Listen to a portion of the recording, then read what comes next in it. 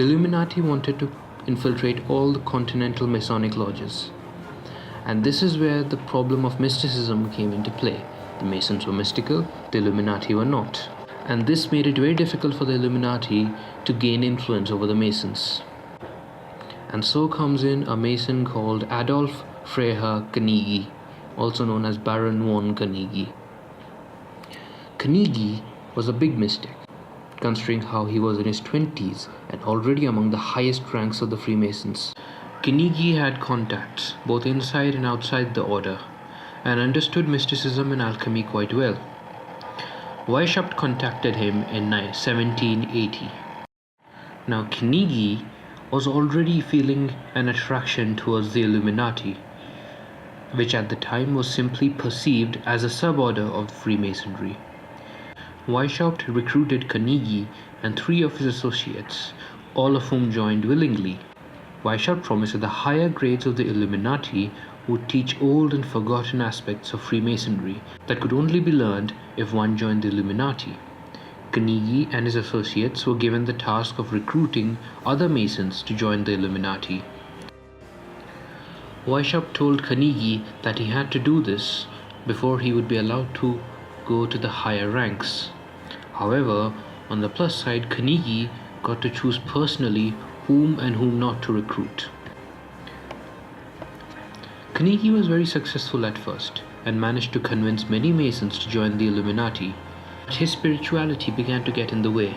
He even advertised the Illuminati as a group of Jesuits who, at the time by the way, were banned from Bavaria. Carnegie told people in pamphlets that the Illuminati was where the Jesuits were continuing their operations. Unfortunately, he hit a barrier. He was unable to answer the questions of the new initiates about what the higher grades were, and wrote to Weishaupt several times in regards to this. Weishaupt conveniently ignored the messages. Finally, the dissatisfaction of the initiates with Weishaupt's lackluster answers about the higher levels of the Illuminati was at a peak, and Weishaupt was at the brink of losing most of his Masonic members. At this point, he was forced to confess to Carnegie that he had no secret teachings. In fact, he had not even prepared the higher grades yet. After all, the whole reason he had joined the Masons was to use their knowledge to create his higher grades, and he had hoped that Carnegie, a Mason of a higher grade, could help him with this. Carnegie understood, and surprisingly didn't get angry. He agreed to help Weishaupt. The reason for this was because he began to envision that he would structure the Illuminati according to his own views, his own mystical views.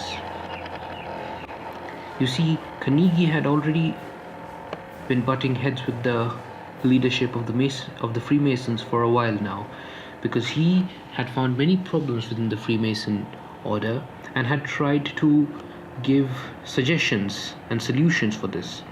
But his words fell on deaf ears. He hoped that he could transform the Illuminati into a good mystical order, something that he believed the Freemasons could not become, as long as they refused to change.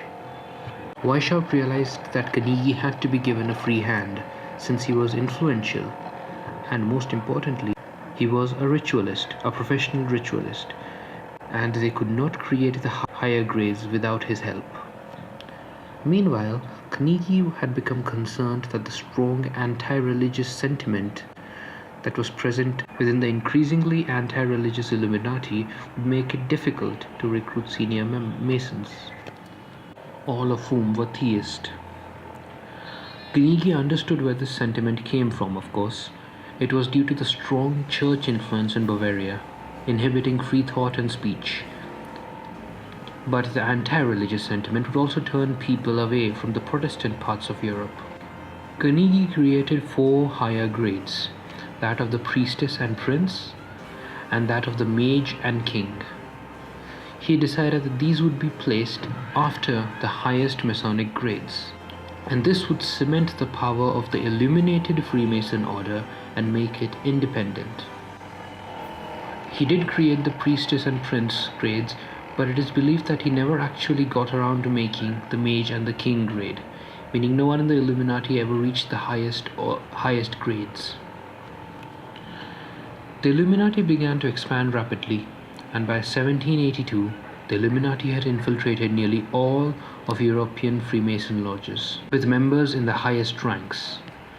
Lodge Theodore became completely controlled by the Illuminati and independent.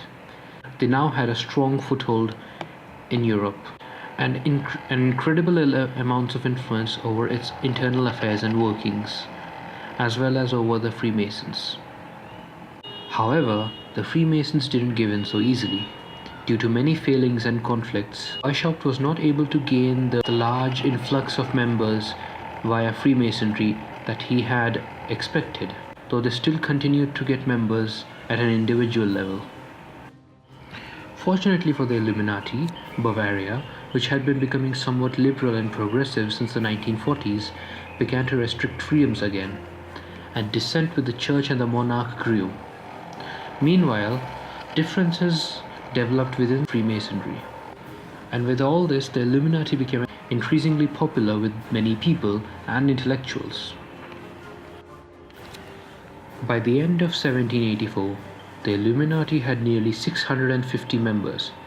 The Weishaupt claimed that it was closer to 22,500 members, counting all the members of the Masonic lodges under their control.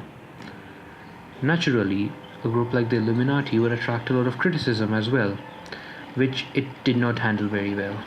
The criticism was not so much about their ideals, but about their methods and their craving to gain more and more members rapidly.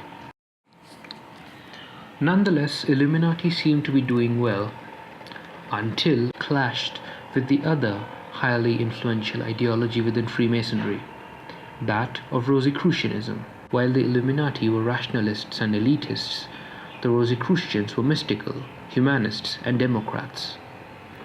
They were more sympathetic towards the religion and very popular during the Enlightenment. Among famous people who professed Rosicrucian ideas in history is Sir Isaac Newton himself. The Rosicrucians, of course, were more popular in England, where Freemasonry was inspired by John Locke. The Rosicrucians went all out against the Illuminati.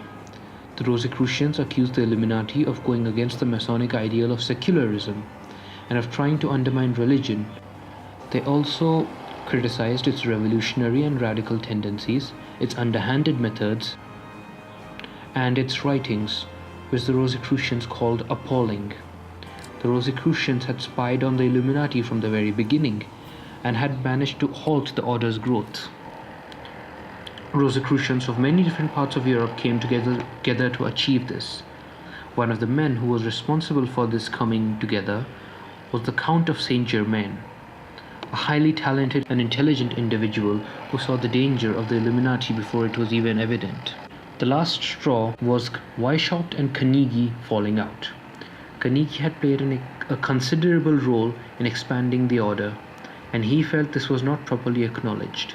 In fact, Weishaupt actually blamed him for their failings, and his anti-religious sentiment clashed with Carnegie's mysticism. This had been an issue since the beginning, but became more and more prominent since the high rituals of the orders were created by Carnegie and were mystical in nature. The Illuminati was thoroughly compromised by the Rosicrucians, who attacked it at any chance they got. The Illuminati also had this bad habit of boasting and threatening people with its power. And this brought it a lot of public attention, even though it was supposed to be a secret society. There was an outrage against their elitist, rationalist, and anti-religious sentiment. And the people were not pleased to know that this strange group had members in so many high places of power. In the panic that ensued, the Bavarian monarch, urged by the church, outlawed all secret societies in Bavaria, including the Freemasons. However, the Masons, spread all over Europe and England, were able to survive under Rosicrucian leadership, while the Illuminati, which was centered in Bavaria, dispersed and Weishaupt fled. In the days leading up to the collapse of the Illuminati, many of its members had already been charged and arrested, and there may even have been a violent suppression of the order. The members which survived all went their different ways, and there is no evidence that they stayed in contact after this. 2 years later, the French Revolution would begin, and Europe would have a whole different set of problems to deal with. I should say though, that I personally do not believe that the Illuminati secretly caused the French Revolution. The revolution would have happened anyway. The Illuminati were not the only ones following the Rousseau current. Many people in Europe had become dissatisfied with the monarch, and especially in France. Yes, there are many convoluted and twisted ways of joining the dots and blaming everything on the Illuminati, even though there was already dissent amongst the people against tyranny and had reached a high point. Blaming the Illuminati for everything often involves connecting everything to everything, despite them being extremely unrelated. One way people like to do this is often putting everything under the label of Satanism, even though modern Satanists are atheists, and neither the Masons nor the Illuminati were satanic. The Masons still are not satanic. They are, at the end of the day, a spiritual order. People even blame Judaic supremacy, even though the Jews couldn't even join the Illuminati. Or people just call it some ancient Canaanite conspiracy, even though the Canaanite religions are dead. Satanism itself is a baseless myth with no historical evidence. Satanism only really became a philosophy in the 20th century. Before that, it was found nowhere else but the Bible. As for it being a pagan conspiracy, think about it. The Hindus and the Shinto, people following Tengriism, are pagans. It's not like there aren't pagans in the world today. There's no need for a secret society to follow paganism. I mean, the whole country of India follows paganism. There's no need to hide paganism anymore. Other people believe that it is scientists trying to wipe out religion. The thing is, unlike back then, these days you don't get burned on the stake for expressing radical or unpopular opinions. So there's no need to hide in the shadows. Scientists don't need to join the Illuminati anymore. They can just talk and say what they want, and nobody's going to come and kill them. One popular belief that I cannot quite debunk is the idea that the Illuminati, after being outlawed, simply went underground and continued operating. Eventually, when the Masons would spread to the US, the Illuminati would come with them. It is true that the Masons for a time being held considerable power in the US, but they don't anymore. After the anti-Masonic movement, American Masons have become a lot less elitist.